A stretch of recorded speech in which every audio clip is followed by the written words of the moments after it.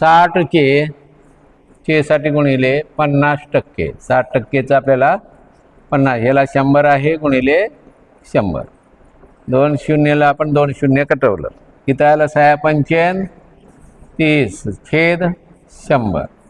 आपल्याला आता हे काढून टाकायचं आहे, तर काय येणार आपलं 0.3 म्हणजे 100 काढून टाकायचं, अपूर्णांकात करायचं, टक्के चिन्ह द्यायचं आहे. तर काय येईल, वर संख्या आहे तशी ठेवायची आहे 30, यामध्ये काय बदल करायचा नाही, आणि या 100 साठी द्यायचं आपल्याला टक्के.